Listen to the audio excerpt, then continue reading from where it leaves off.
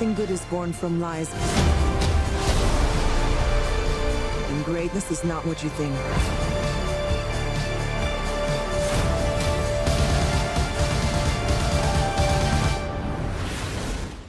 Wonder Woman is this incredible character, and one of my favorite things about comics is that they're able to do so many different stories. So this has a lot in common with the first film. There's a lot of, there are serious things in this film too, and there are funny and vibrant things in the first film. But yet, it was great and cool to get to go to this whole other period. Yeah, doing it in World War I was heavy, and it was a heavier thing to take on. This was a lot of fun to roll around in the modern world with Wonder Woman and Steve and our fantastically delightful villains. Really fun to try a different tone and make it a movie very much of its own. There were so many different great elements about having the movie in the 80s. It was an amazing decade.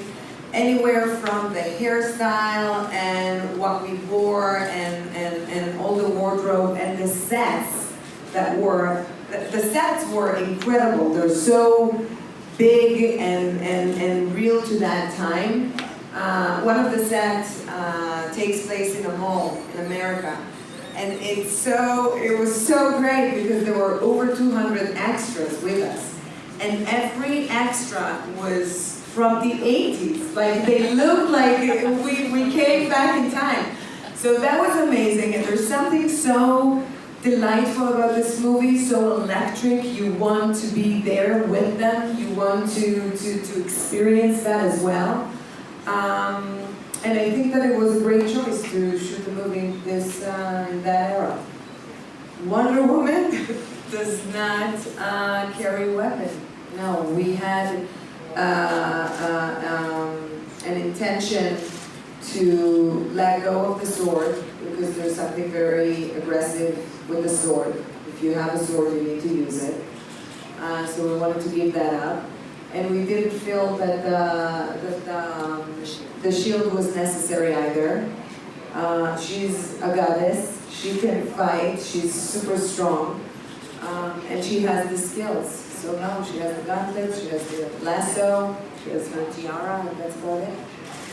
The most important thing that Wonder Woman can do is what Wonder Woman did for me growing up was she was standing for women and fighting for women, but she also was fighting for the world. Just like Superman. She's a full-blown superhero. She's not just about women.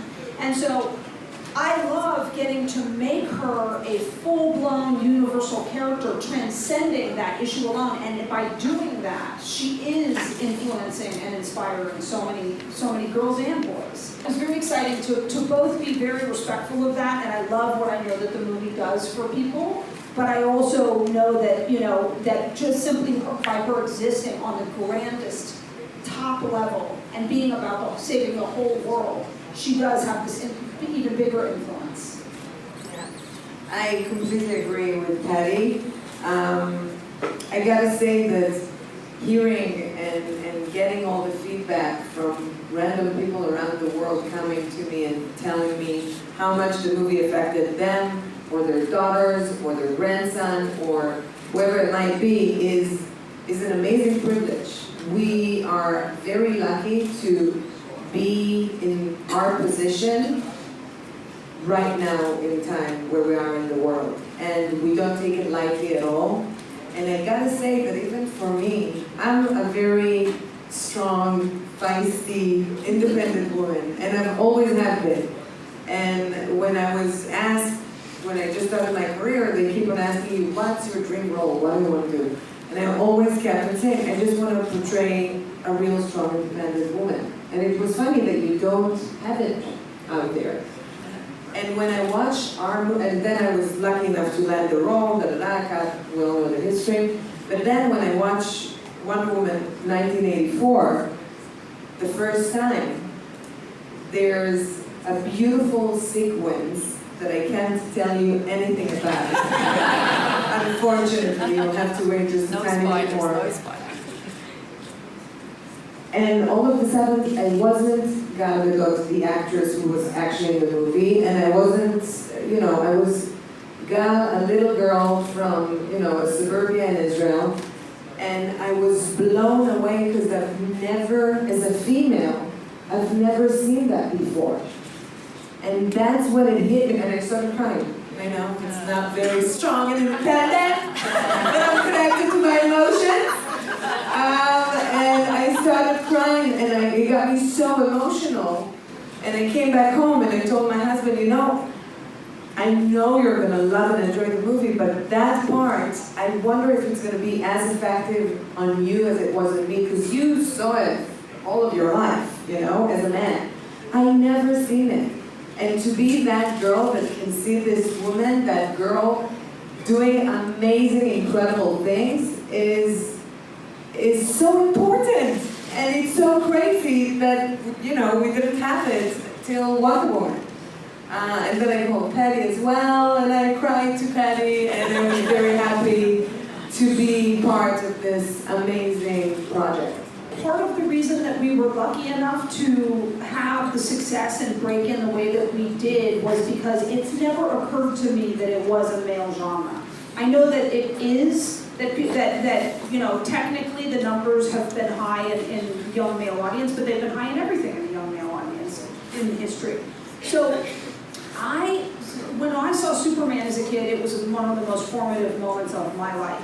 So it literally never occurred to me that this was out of I was like, what are you talking about, male? I love superhero movies, like I love them. So I was, from the moment I got to Hollywood, I was telling people that there were a few superheroes. Number one was Wonder Woman, that I wanted to make the movie of. And so I think that superheroes are for everyone, you know? They are the greatest metaphor we have at the moment for telling grand stories. So getting to play in that box and telling our story, it's, you know, every superhero is a little bit different. So getting to tell one that's Wonder Woman, that is a woman, that is different, that has a different point of view, was wonderful. And I was always shocked and confused when people thought that a female superhero wouldn't succeed.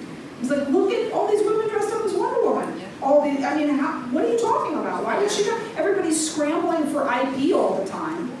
There's Wonder Woman. What are you, crazy? Like that's, so I didn't feel like I was proving anything. I felt sure that there was an audience out there, and I hoped that we could live up to making them as happy as we wanted to make ourselves, you know? Has it changed? Yes, it has changed. It's been dramatic and fascinating that when we were making Wonder Woman, everyone didn't believe that our movie would succeed, and nobody else was making any. And on the heels of our success, suddenly it's a given that they could succeed, and there are so many, it blows my mind, and it thrills me, because it always seems so obvious to me that there are superheroes for every kind of person. Not just men, not just women, not just transgender people, not just people of one race. It's for everybody. Superheroes are our metaphor, you know? So I'm excited if the world is embracing that these superheroes are for all of us, not for one of us.